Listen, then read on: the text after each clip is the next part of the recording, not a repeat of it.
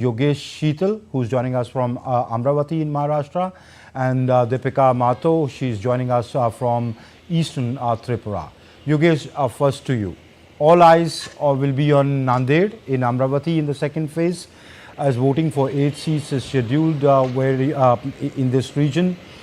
Give us what's playing out or what we could expect to play out in phase 2 of the elections. See, Amritpal, Maharashtra is one of the states where the assembly election is also lined up by the end of this year, and all 2 regional parties, basically the Nationalist Congress Party, NCP, led by Sharad Pawar, and Shiv Sena, earlier led by Uddhav Thackeray. Both parties have been split, we have recently seen, and that is definitely has made the entire election very interesting, especially in these 2 regions, Marathwada as well as in Vidarbha region. There are 5 seats in Marathwada and 3 seats in Vidarbha region. 5 seats in Vidarbha region and 3 seats in Marathwada. A total of 8 seats are going to be contested in the second phase of 26. Now, what is interesting, you have rightly said that in Nanded, we know that Nanded has been a bastion for Congress for a very long time. We had seen Shankarraj Chauhan politics, and then Ashok Chauhan, the region, basically one of the biggest leaders we can say is for Ashok Chauhan earlier. Now Ashok Chauhan has joined BJP. At the same time, coming to Amravati, this is the second interesting the constituency.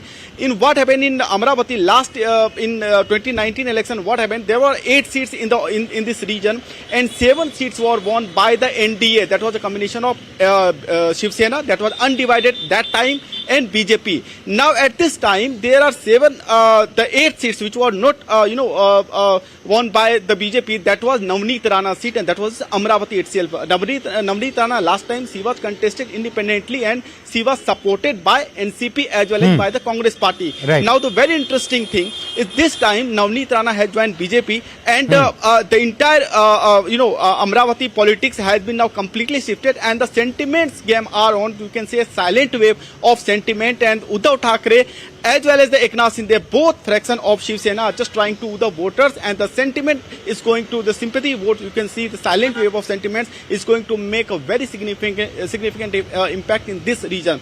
Just couple of hours back, Sharad Pawar, Mukul Vasnik had represented this constituency 3 times earlier, Congress, when it was a Congress based. Later, after emergence of Balasaheb Thackeray, the entire region was just attracted, the Maratha community basically attracted by the Balasaheb Thackeray, and it became the bastion of Shiv Sena. Now Mukul Vasnik, Uddhav Thackeray and Sharad Pawar, all 3 senior parties had just addressed a rally couple of hours back, and they just launched a blistering attack against Narendra Modi in particular and BJP in general. Now attacks are going on, exchange of statements, exchange of allegations that are part of political speeches, we know.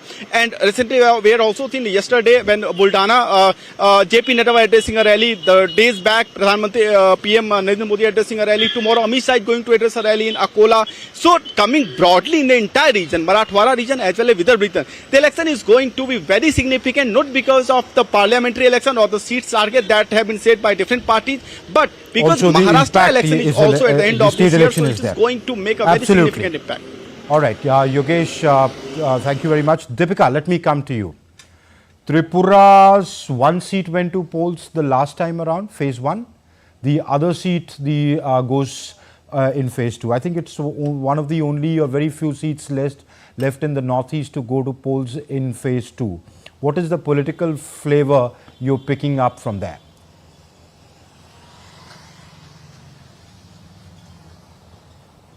Amritpal, when we talk about Tripura East, it comprises, the entire Tripura rather comprises of 30% indigenous people. And when we talk about the political favor, it's completely indigenousness that people are looking forward here, because the vote share here belongs to the indigenous people, and the development also is expected by the indigenous people. So when we talk about the vote share and the political gripping, the kind of political fervor that has been spread over this eastern part of Tripura, when we particularly talk about, it is basically on the development, on the rights, on the script, on the history, and on the land of the Tripura people, and this is where the Tripura Motha party comes in. Now, interestingly, there is an alliance between Tripura Motha party and the BJP, and this is how the BJP is already ruling over here in Tripura East. And when we talked here to many of the people, because right now we are here in Khowai, which is the East district, far away from Agartala, it is inside Tripura East, and this Kuwai district people are looking forward. We met with many indigenous people also who can only talk in Bangla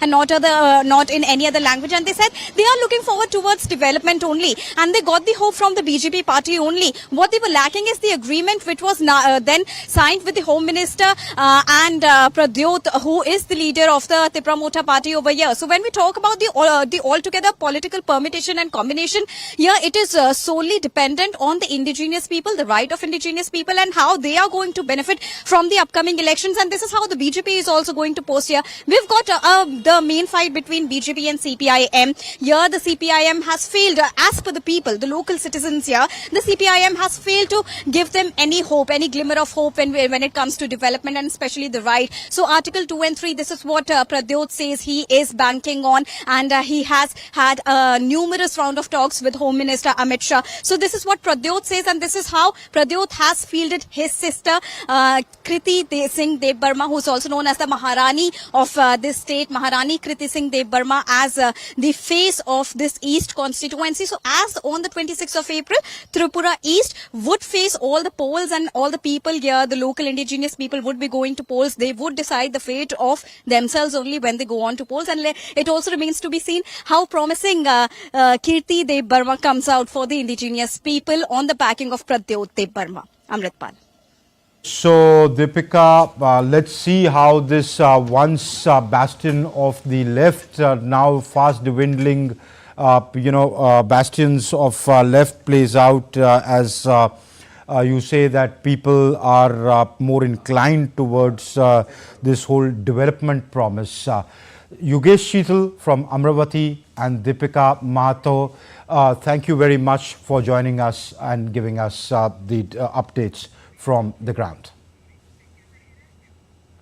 You're watching RDD India News Hour, and now it's time for sports news.